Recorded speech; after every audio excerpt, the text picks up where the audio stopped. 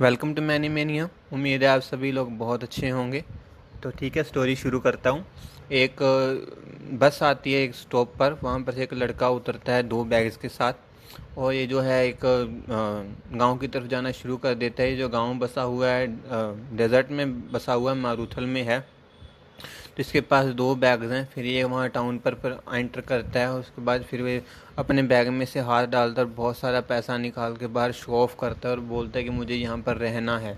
तो जो वहाँ का धर्मशाला का, या हम बोलते हैं कि उस होटल का ओनर होता है, वो बोलता है ठीक है साहब, कोई प्रॉब्लम नहीं है, आपको किसी भी प्रकार की कोई दिक्कत नहीं आनी दी जाएगी और आपको हर तरह की सहूलत वगैरह यहाँ पर मिलती रहेगी।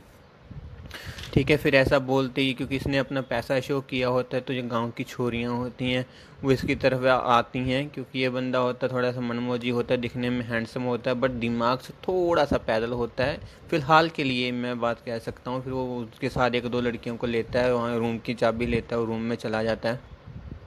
जो उसके साथ उसका सामान छोड़ने के लिए जाता है, उसको भी ये ऐसे में 3-4 नोट दे देता है। जो बहुत खुश होता है, बोलता है साहिब आप बहुत अच्छे हो, कोई भी प्रॉब्लम हो, कुछ भी चाहिए हो, दारू स्मैक ड्रग जो भी चाहिए हो आपको प्रोवाइड कर दिया जाएगा।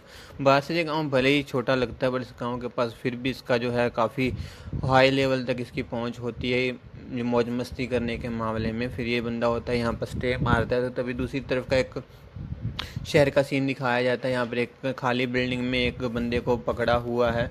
तो वो वहाँ से उसको पिटाई करके टॉर्चर करके पूछ रहे होते हैं कि बताओ वो बंदा कहाँ है, वो मेरा सारा पैसा लेकर भाग गया है। तो बोलता है मुझे नहीं पता कि वो कहाँ गया है, मुझे उसका कोई भी आइडिया नहीं है। बड़े जो बंदा होता है, और जो बंदा भी वहाँ पर उस रुका हुआ होता है गांव में, इन दोनों की आपस में ही प्लानिंग होती है, बोलता है, बट वो गलती से पकड़ा जाता है। बट फिर भी उसको लगता है कि इसको भी मार कुटाई करेंगे, अगर नहीं बताऊंगा तो उसके साथ वो पैसा जाकर बांट लेगा। फिर वो ऐसे करते हुए पहले दिन पर उसको नहीं बताता है, कोई भी जानकारी नहीं देता है। बट ये जो गुंडे लोग होते हैं उसको एक बार तो वैसे बेहोश करके छोड़ देते हैं, अगले दिन उसको दोबारा से टॉर्चर करना शुरू कर देते हैं। उसके जो घर वाले होते हैं उसको भी इतने वो ले आते हैं कि बता भी नहीं तो वो मार डालेगा। फिर वो जैसे ही वहाँ पर नानू करता है, तो उसकी जो छोटी बेटी होती है वो उसको वहाँ पर उठाता है और नीचे की तरफ वो बिल्डिंग से गिर देते हैं। बट उनका नीचे से पहले सेटअप किया होता है कि इसको सिर्फ डराने के लिए होगा, क्योंकि वो कत्ल का इल्ज़ाम वहाँ पर भी मर्डर का नहीं लेना चाहते हैं।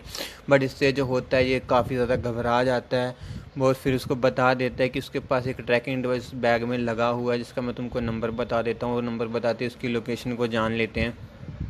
उधर वो बंदा काफ़ी ज़्यादा मौज मस्ती कर रहा होता है उस गांव के विकास के लिए। वहाँ पर भी वो कंस्ट्रक्शन वगैरह शुरू करते हैं, क्योंकि उसके पास पैसा है, तो ये पैसा वहाँ पर डेवलपिंग पे शुरू करता है और अपनी भी मौज मस्ती चालू रखता है। फिर वहाँ पर कुछ ही देर के बाद, 1-2 दिन के बाद जो होते हैं, इस गुंडे के गाड़ियाँ लेकर पहुँच जाते हैं उस जो टाउन गाँव होता है उसको हाईजैक कर लेते हैं और पूछते हैं कि कहाँ है वो। फिर वो जैसी वहाँ पर पूछने लगते हैं तो वो बता देते हैं लोग कि इसको देखा है कि नहीं। तो बोलते इसको तो भी हमारे गांव का बच्चा बच्चा जानता है, क्योंकि इसने पैसे के ज़रिए इतनी ज़्यादा वहाँ पर पॉपुलैरिटी ले ली है कि इसको भी सभी जानने लग जाते हैं। और जिस बंदे ने इसको बताया था उसकी फैमिली को छोड़ दिया जाता है बस, बट उस बंदे को ख़त्म कर दिया जाता है।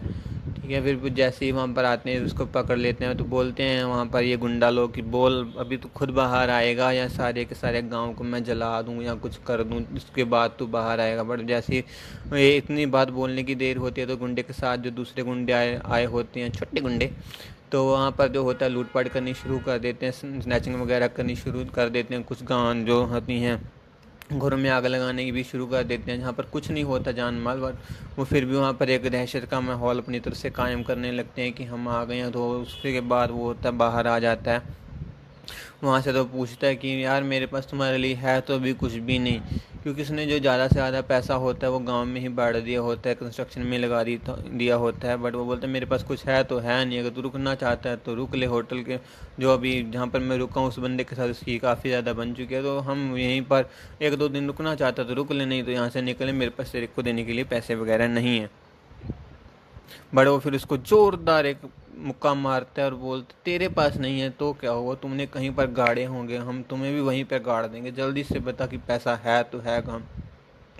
तभी वहाँ पर एक दो दो बंदे होते हैं वहाँ पर कंस्ट्रक्शन का काम करने देखते हैं, तो बोलते हैं ये कौन करवा रहा है, बोला यही करवा रहे हैं। तो ये समझ आते हैं कि इसने पैसा अपने पास ना रखते हुए किसी को यहाँ पर बांट दिया। तो वो फिर जो होता है अपने बंदों को बोलता है कि जितने भी घर हैं सभी को बिना जलाए पूरी लूट पाट मचा, तो जो भी मिलता है गहना गट्टा बस ले लो सारा जो है माल इकट्ठा करो, अगर कोई परेशान करता है तो उसको गोली से उड़ा दो। ये सब होने लगता है। बट जैसे ही उसको कलेक्शन को चेक करते हैं तो उसका जो पैसा होता है फिर भी उतना नहीं होता जितना उसने सोचा हुआ होता है। और ये भी जो बंदा है इतने ज़्यादा जगह पर नहीं गया, वो अपनी डकैती करने के बाद, इसका बैग लूटने के बाद सिर्फ यहीं पर आया, तो वो जानता है कि पैसा इसी ने कहीं पर छुपाया हुआ है।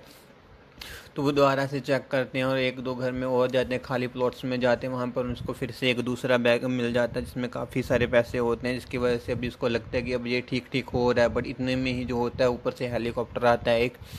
वो हेलीकॉप्टर इनके ऐसे घूमता है कि जैसे मेन फोकस इसी बंदे पर ही हो जो भी वहाँ पर रुका हुआ था। और वहाँ से एक और बड़ी सारी गाड़ी आती है जिसमें से एक हट्टा कट्टा और काफ़ी ज़बरदस्त बंदा निकलता है, और उसके साथ ही निकलते हैं काफ़ी सारे उसके गार्ड्स जो होते हैं। फिर वहाँ पर शूटिंग शुरू होती है, फिर तीनों में वहाँ पर फाइट शुरू होती है, उस छोटे वाले गुंडे में और विलेजेस में जो रहते हैं वहाँ पर, और जो अभी गुंडा आया होता है उनमें। तो ये वाला जो सीन है एक्शन का बहुत ही ज़्यादा अमेजिंग है।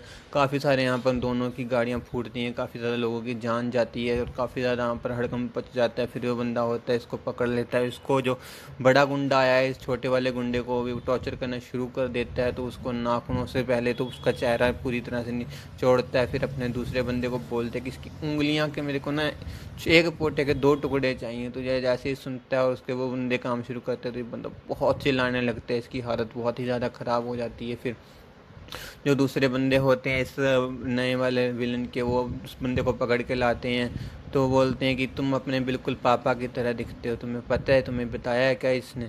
तो ये जो बंदा उसके सामने आता है इसे देखकर काफ़ी ज़्यादा डर जाता है, काफ़ी ज़्यादा सहम जाता है, और इसका भी समझ नहीं आ रहा होता क्योंकि ये जो है इसकी फैमिली को भी जानते हैं। इसकी उम्र लगभग 50-55 साल की हो चुकी है और इसको काफ़ी समय से ट्रैक कर रहे हैं। इन लोगों के पास ट्रैकिंग डिवाइस था जिसकी वजह से ये यहाँ पर पहुँचे। बट ये जो मेन विलन है इसकी पहुँच इतनी ज़्यादा थी कि जैसे उसको इसके बारे में पता चलता है तो ये इन टुकड़ियों को ही वहाँ पर भेज देता है। और काफ़ी ज़्यादा वहाँ पर हंगामा होने के बाद ये फिल्म दोबारा से फिर वो बंदा है उसके करीब जाता है और बोलता है, वाह तुम वाकई कमाल हो, तुम में ऐसा क्या स्पेशल था जो बात तुम्हें ही पता है और किसी को नहीं पता। तो बोलता है तुम कुछ भी कर लो मैं तुम्हें बताऊंगा तो फिर भी कुछ नहीं। तो यहाँ पर ये हंस देता है, जो नया वाला गुंडा होता है उसको एक पंच मारता है, नीचे गिराता है, और ये स्टोरी यहीं पर ख़त्म हो जाती है। इस गाइस स्टोरी का नाम जो है ये है आतिश राज। इस बंदे के पास, इस मेन कैरेक्टर के पास काफ़ी ज़्यादा एक राज है जिसने पुराने समय से के पास है। और ये जो है अपने फ्रेंड पापा के साथ जो उसका भी जो सामने आया है, ये एक तरह के पार्टनर थे, जिसकी वजह से जब इसको पता चलता है कि इसका ये पार्टनर उसका मिसयूज़ करेगा तो ये उसको वो राज नहीं बताता है और अपने बेटे को बता देता है, क्योंकि इन फ्यूचर उस राज की उनको ज़रूरत पड़ने वाली थी ह्यूमैनिटी के लिए। बट इसको ना बताते अपने बेटे को बताता है, जिसकी वजह से अभी इस बेटे की जान जो है डेंजर में आ गई है।